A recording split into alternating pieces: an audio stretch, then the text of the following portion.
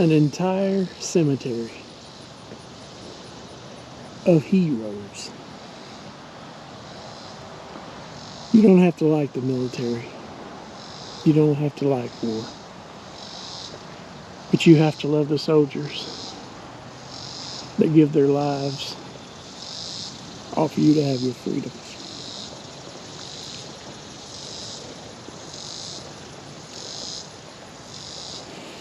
I'm here on Zachary Taylor National Cemetery.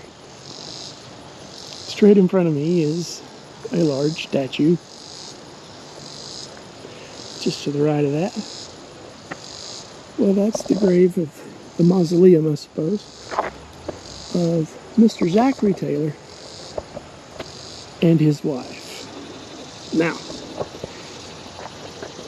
I'm not going to pretend that I know a lot about Zachary Taylor, because I don't. I was doing research to come up here and do some videos for the channel, and during my research I found out that yes, there is a United States president buried in Kentucky. I had no clue. No clue. So Zachary Taylor, he was not a Kentuckian. He was not born a Kentuckian. He was born in Virginia, and his family was pretty well off. They owned several plantations, including the one that this land is on now here in Louisville at the Zachary Taylor National Cemetery. All right? So the thing that caught my eye and made me want to come here, other than the fact that this is the only president buried in the Commonwealth, was he was the 12th president of the United States of America, okay? He rose up through the military, and I believe he got to Major General. He wasn't even interested in politics. He didn't care for politics. But he ran, and obviously he won. So, I forget the statistic. Let me look here. I think he's the third. I don't want to lie to you. Let me get this. It's not worth me lying to you. I'll be right back. Okay, I've got the old Google box here. He was only president from 1849 until his death in 1850. Now, there was some tomfoolery, they thought, that was afoot. His wife was Margaret, right? So, when Zachary Taylor died, he drank some milk, he ate some cherries, and he died 5 days later. I think he's the third shortest term as a president. So the tomfoolery that they thought was no one knew he was sick. She fed him cherries and milk. 5 days later, he's no longer with us. So for years, there was speculation that she had possibly poisoned him. Well, many years later, I'm assuming with this crypt, the body was exhumed and they did testing, and turns out he had stomach cancer. So she had nothing to do with it. But her name got drug in the mud a lot. It's not really a cool thing to do. But looking at this big beautiful monument, it says Major General Zachary Taylor, 12th President of the United States, born November 24th, 1784, died July 9th, 1850. Now I have to get a little closer to read the inscription up here. We're going to see what we can see through the windows as well. It says, I have endeavored to do my duty. I am ready to die. My only regret is for the friends I leave behind. It's a pretty bold statement.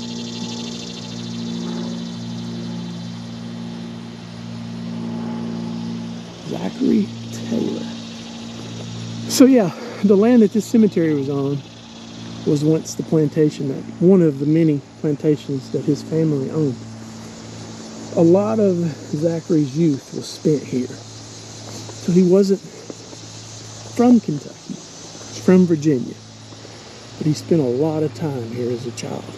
So it's pretty cool to have that tie to a president. Obviously,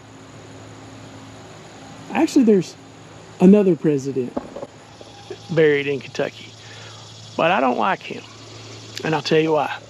At the same time that Abraham Lincoln was the president, there was another Kentuckian that was the president. He was the president of the Confederacy.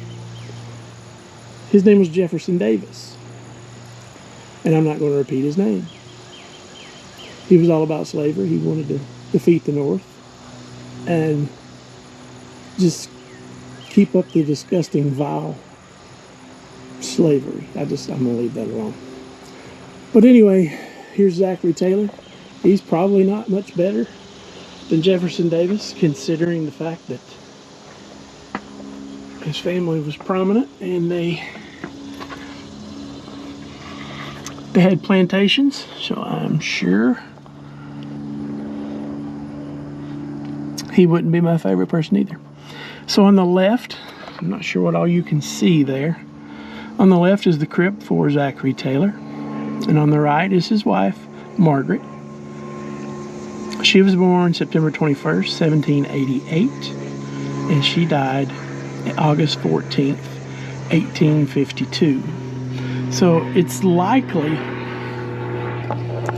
that she died before her name was ever cleared, which is a travesty. It's not cool. But it was a short drive over here. I'm on my way to another place. And I just thought it'd be neat to bring you guys along with me. See the grave of a United States president in our Commonwealth. I guess we lost out on the Abraham Lincoln burial site. So it's only fitting we had Zachary Taylor, I suppose. I like Lincoln a lot better. He freed the slaves, remember? But anyway,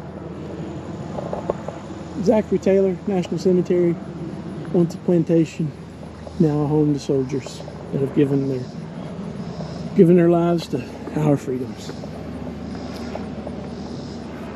At least in death, his plantation has dignity with it now to house the soldiers.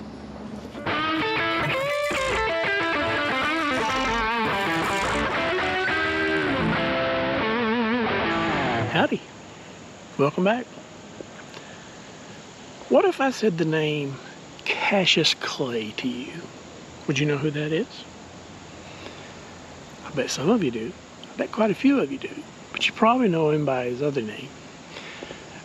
The name that he took upon himself when he became a Muslim. And that is Muhammad Ali. Okay? We are here in Cave Hill Cemetery. There's several other folks we're going to go visit. But right now we're going to focus on the big guy. 6'3", heavyweight champion, multiple times. Widely considered the greatest heavyweight champion of all time. It's hard to argue. I mean, the man floated like a butterfly and stung like a bee. You know what I'm saying? So here we are, Cave Hill Cemetery. And there's a pretty good sized area here for Muhammad. Here is where he was actually lying in rest. As you can see, Muhammad was born January 17th in 1942, and June the 3rd, 2016 is when he left us. Here it says, he took a few cups of love. He took 1 tablespoon of patience, 1 teaspoon of generosity, 1 pint of kindness. He took 1 quart of laughter, 1 pinch of concern, and then he mixed willingness with happiness.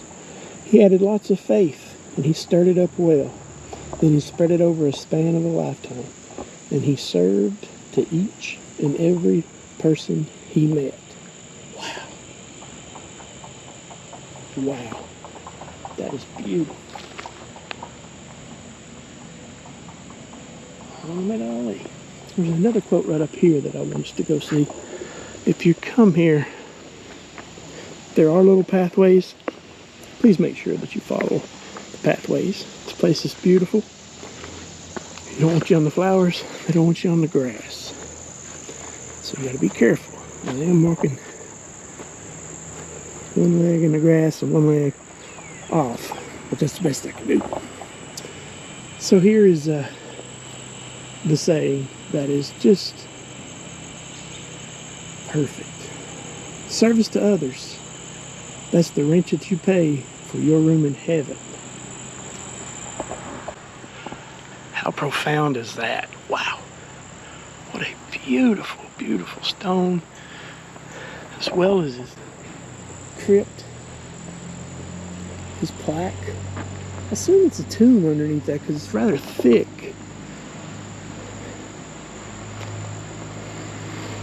So I'm not sure what you would actually call that. Would it be a tomb or crypt, or I'm not sure. But I am sure it's just like some other folks that we've visited of late. Rosa Parks, for example. They changed the world. Muhammad Ali refused the draft. Many people turned their backs on him after that. But he was strong in his convictions. And he did what he felt was right. And that's really all we can ever do ourselves in this world. You know? This whole world's a tough place to live. We don't have to be dumb and make it worse sometimes, but we always are. It's an interesting bird over there. I don't know what that is. It's almost like a fact that whenever I start a video, there's animals in it. The last week I've had deer. I had a hoot owl this morning. Lots of ducks. Lots of geese. A few deer. There it goes again. That's wild. But anyway, we're here for Muhammad Ali, not that. But it's pretty cool. So Muhammad, thank you very much. Your legacy will never die. You will be the George Washington of heavyweight boxing. Or boxing in general. He has a daughter did quite well for herself as a boxer too. Yep, Layla Ali. 24 fights, 24 wins, 21 by knockout.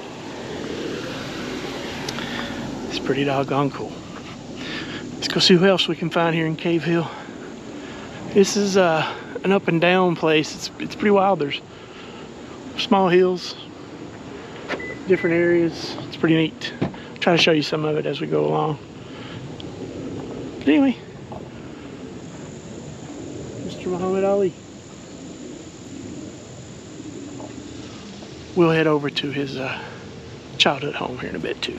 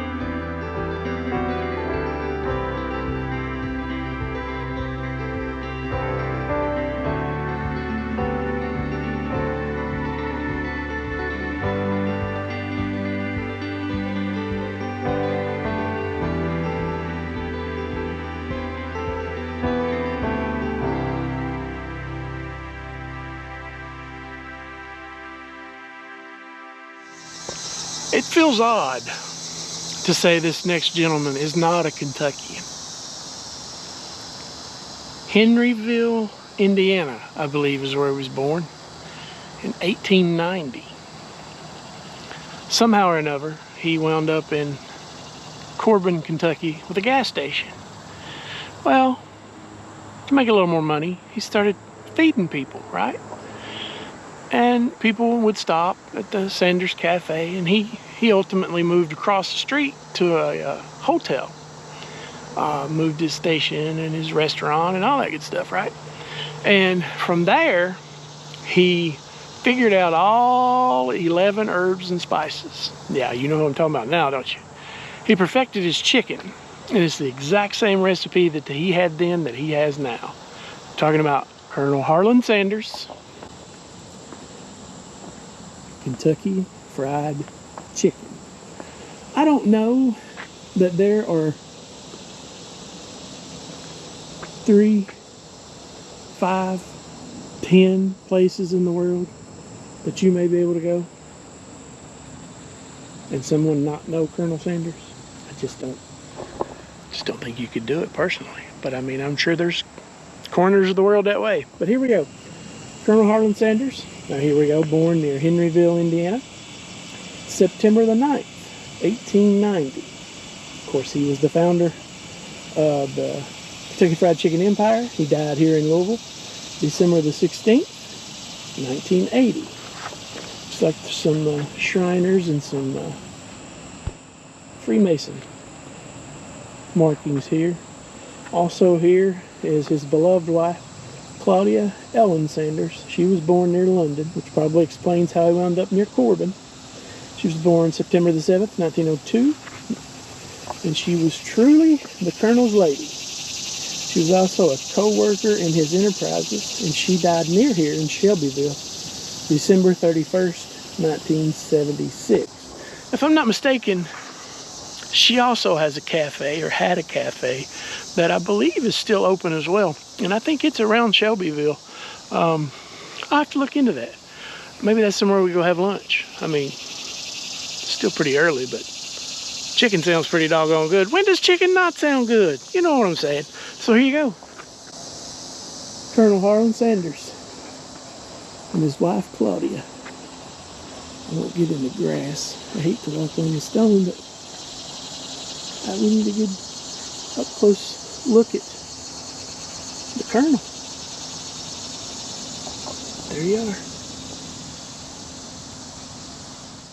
This next one is for all you bourbon drinkers out there. I've never personally had a sip of this bourbon with this fella's name on it. So if you got some and you like to talk about it, invite me for a drink. Anywho, this right here doesn't give much away. But if I scroll down, oh, what's that? Van Winkle? Is that maybe Julian Pappy Van Winkle? I do believe it is. Here's his wife. Here's his son. And I'm assuming a daughter. And that is a very large wasp of some sort. I do not want on your bad side, wasp. But yeah, Pappy Van Winkle, you got it? Hook me up. At least let me taste it. I ain't gonna take $100 swig. I didn't really know much about it. I'm not much of a football fan, right? So when my son went to U of L, I learned a lot of stuff. I learned that Paul Hornung has a statue out behind the Louisville Slugger Field. He was from Kentucky, I believe. Yeah, he was born in Louisville. But he went to Notre Dame, and at Notre Dame, he won the Heisman Trophy. So I'm just going to tell you a little bit about him, and then we'll show the grave, and I'll go show you the statue here in a bit, too.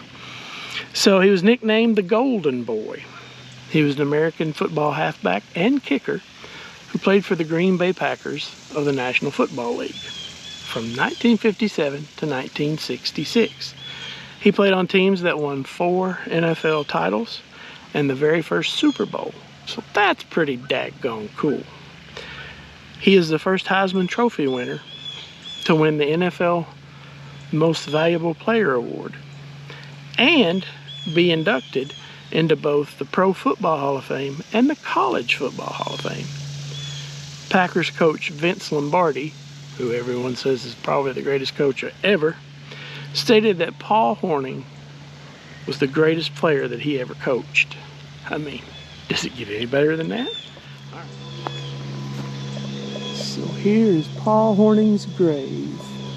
Or as they said, his nickname was the Golden Boy. Might be a little hard to see here. I'm not sure how well these GoPros do in a little dark light. There's a football with his face and number emblazoned upon it. He was born in December 23, 1935. Sorry about that. He was born December 23rd, 1935. And he passed away November 13th, 2020. Gotta be quick, my battery's about to die here. Mr. Paul Hornung. And we will go see his statue in just a little bit. The Golden Boy. How about that? How about that? Hey, I'm learning too. Enjoy.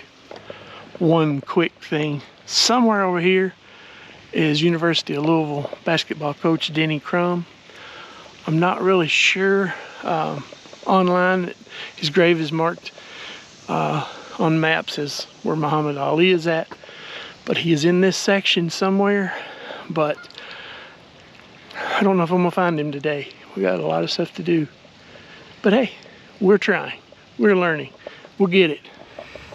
So, in my research for Cave Hill here, I found several folks that were very interesting stories, and I didn't know much about them. So, one in particular really just drug me in, and I'm gonna cheat just a little bit.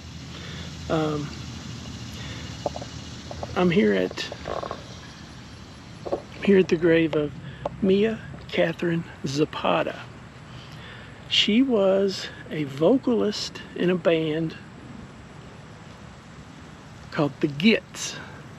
They were formed in 1986 in Yellow Springs, Ohio, and then they moved to Seattle, Washington 3 years later. That was just as grunge was kind of becoming this phenomenon there, and they recorded and released an album called Frenching the Bully. It came out to critical acclaim in 1992. She was 27 years old, and she was walking home, and she was murdered. She was walking home from a music venue. She was murdered. Her killer was not brought to justice for 10 years until DNA technology helped crack the case in 2003. Now, the killer's name here, if I can find her again, was, bear with me, it's murder investigation, here you go. It was around 2 a.m. July 7th, 1993. She left the Comet Tavern in Seattle. She stayed at a studio space in the basement of an apartment building located a block away. Can you imagine? A block away. That's all she had to walk to be home. The last time she was seen alive, she briefly visited a friend who lived on the second floor. It was the last time she was seen alive. She may have walked a few blocks west or north to a friend's apartment, or may have decided to take the long walk south to her home. This is terrible. She was discovered about 3:30 a.m. She'd been beat and strangled, and it's believed she encountered her attacker about 2:15 a.m. Her body was not initially identified because she had no identification on her. Oh man, it's just terrible. I was trying to find the killer's name again there. Here we go. Jesus Mezquia. He came from Cuba in 1980, and he was after 10 years of being free, he was caught through DNA and sentenced to 36 years in prison. But I was just really fascinated with the fact that she's here. Like, she was born in Ohio, she moved to Washington, but it does say on an article I found that she was raised here in Louisville. So I don't know if around her is some of her family or what exactly, but I will say someone has left some flowers here, which you probably saw a bit ago, and we'll take a little better look here in a minute. But I find it very interesting that Soundgarden was a very big grunge band, and there is a Soundgarden outshined bracelet there, which I thought was very cool. Very cool, very neat. So, Mia Zapata, she just caught my attention, and her story just fascinated me.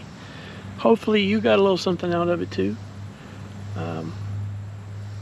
The world is as strange, yet as vast as it is, it's truly a small world. So, it's just an interesting story I thought I'd share with you.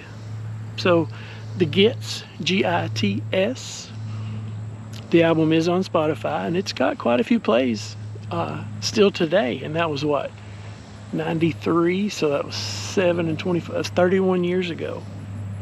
So her music and her legacy continues to live. Sorry it ended the way it did, though. Just 27 years old. I don't know. I don't understand this world sometimes. You're not forgotten, Mia. You're not forgotten.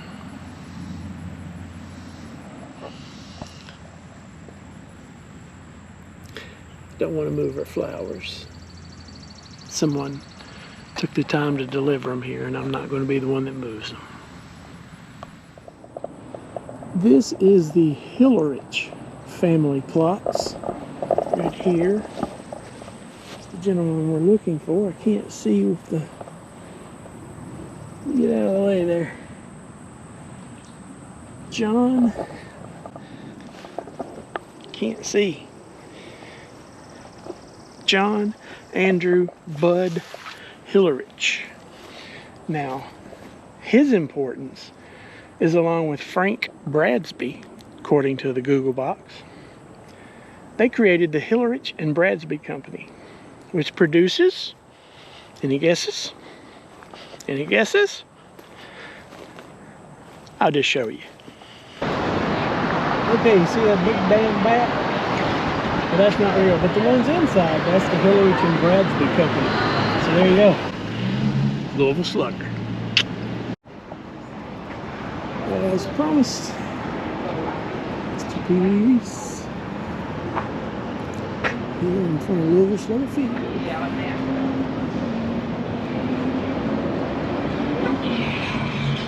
The backside of Louisville Slugger Field is where you'll find the Paul Hornung statue.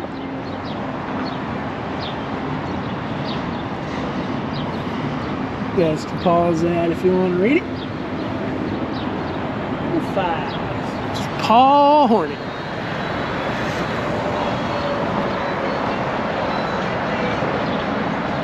The Golden Boy. How about that? You can even see the Louisville Slugger sign and the Louisville Bats flag up there. Pretty nice statue. So the little pink house here, that was Muhammad Ali's childhood home, and it looks like it's up for sale, unfortunately. There is a marker if you want to pause and read it. Let's see if there's anything on this side. But you might have to pause and read it. There you go. I know John Mellencamp sang a song about pink houses. Reckon it was this one? Probably not. So now I'm at yet another cemetery. I came here specifically for only one grave, and it's actually in the mausoleum here. Big fan of Wilson Pickett. A lot of you may know Wilson by Mustang Sally. Everybody knows Mustang Sally. Or maybe In the Midnight Hour. Or how about Funky Funky Broadway? Or even Land of a Thousand Dances. He had a ton of hits. One in particular. Well, let me preface this by saying Otis Redding is my favorite voice ever. Wilson Pickett is not far behind. He was called the Wicked Pickett by radio DJs because he had such a raw, powerful delivery. Anywho, one particular song that without Wilson and without the Beatles, we probably wouldn't have Southern rock like we do today. I'm sure in some form it would have taken shape, but you wouldn't have the Allman Brothers. You wouldn't have Leonard Skinner. Shoot, you probably wouldn't have the Kentucky Headhunters. But here's the story. First, let's take a look at Wilson here. March 18th, 1941, till January 19th, 2006. So, at the Fame Studios, which is down in Muscle Shoals, Alabama, Wilson was there, and he was recording Hey Jude. Well, there was a young man there that was trying to get some session work in, get his name out there a little bit. And his name was Duane Allman. So the story goes, apparently some folks went out to lunch and Wilson and Duane stayed behind. And Duane laid down a solo on that song that, sorry about that, the camera died. Hey Jude, Duane Allman laid down a solo that had never really been heard before, right? Like no one had heard the stylings of Duane Allman. And it was so powerful and so profound that when Eric Clapton heard it, he found Duane Allman and asked him to be a part of Derek and the Dominoes. That didn't happen.